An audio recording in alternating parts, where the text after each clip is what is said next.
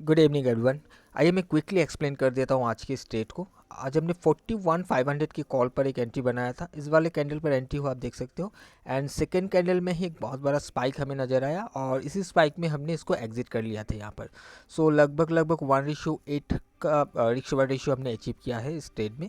और इससे पहले भी हमने एक ट्रेड किया था जो कि था डाउन साइड में, बट उसमें मुझे स्टॉप लॉस लेना पड़ा।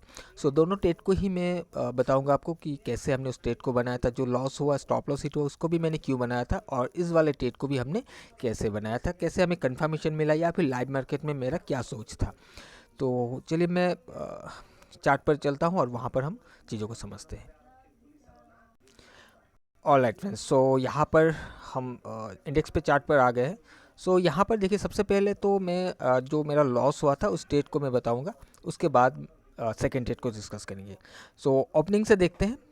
अ, अगर ओपन प्राइस डेली चार्ट पे जाओगे तो ओपन प्राइस कहीं और देखेगा, बट ठीक है कोई बात नहीं। सो प्राइस ओपन होने के बाद 51,500 के नीचे आया। नीचे आने के बाद प्राइस फिर से देखिए, फिर से 51,500 को जाकर हिट किया, राइट। और इस जगह पर आने के बाद प्राइस फिर से घूमने घूमने की कोशिश किया। प्राइस बार बार 51,500 को जाकर हिट कर रहा है और प्राइस गिरने की कोशिश कर रहा है। सो मैं यहाँ पर कंफर्मेशन ढूंढ रहा था कि हम यहाँ पर शॉर्ट करेंगे, राइट। डाउन साइड के लिए मैं प्लान कर रहा था कि प्राइस बार बार 51,500 को रेजिस्टेंस बनाने की कोशिश कर रहा है। सो कहीं ना कहीं से अगर मुझे कोई कंफर्मेशन मिलता है तो वहाँ से हम एक शॉर्ट का पोजीशन बना सकते हैं।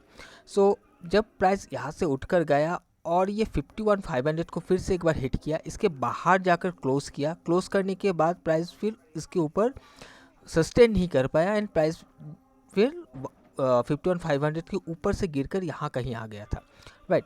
सो जब यहाँ पर आया तो एक चीज़ आपको देखने के लिए मिलेगा कि प्राइस इस जगह से एक हायर है का फॉर्मेशन बनाया था।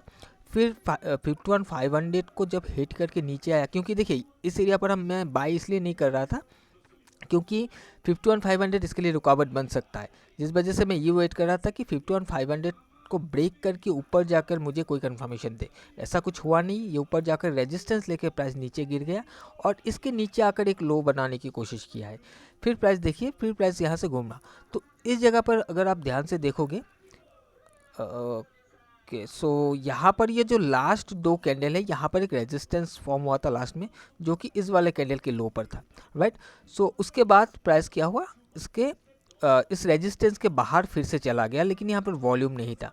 अब वॉल्यूम नहीं था, फिर प्राइस क्या हुआ, फिर प्राइस नीचे गिर गया। देखिए, इस रेजिस्टेंस बनाकर प्राइस ऊपर जाने की कोशिश किया, लेकिन ये फेल होके फिर नीचे आ गया। जब नीचे आया तो हमने नेक्स्ट कैंडल में यहाँ पर हमने एक एंट्री को बनाया था शॉर्ट साइड में, down short means down side में हमने एक एंट्री को बनाया था, लेकिन वो मेरा स्टॉप लॉस हिट हो गया। आप देख सकते हो प्राइस यहीं से घूमकर मेरा स्टॉप लॉस को हिट कर दिया था।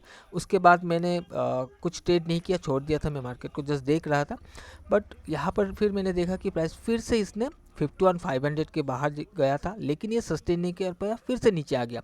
ये बार बार 51,500 को हिट करके नीचे आने की कोशिश कर रहा है, लेकिन एक चीज़ यहाँ पर है कि अब ये गिर नहीं पा रहा है। ये बार बार अपना हाई को ऊपर बना रहा है, ये सॉरी लो को ऊपर बना रहा है। ये हायर लो का फॉर्मेशन करते हुए ऊपर जाने की कोशिश कर रहा है।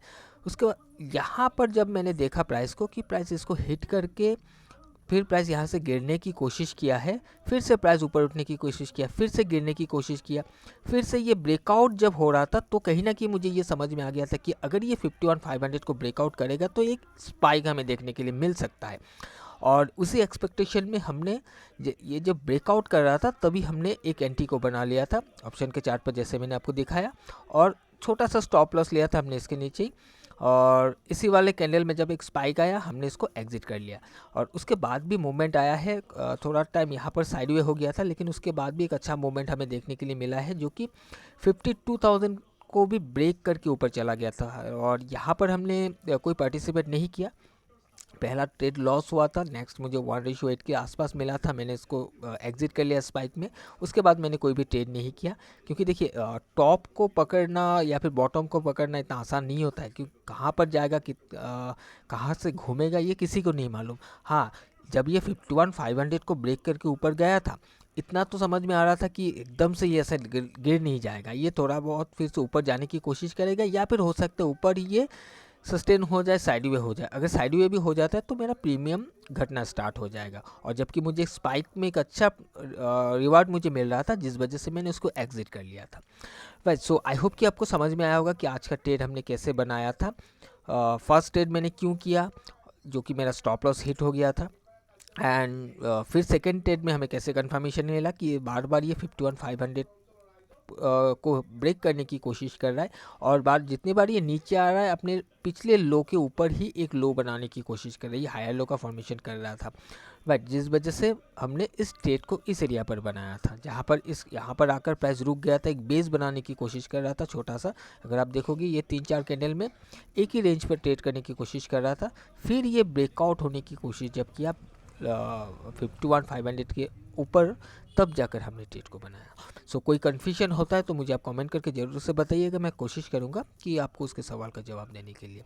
सो गाइस, आज के लिए इतना ही, हम मिलेंगे किसी और एक नए वीडियो में। Till then, bye bye.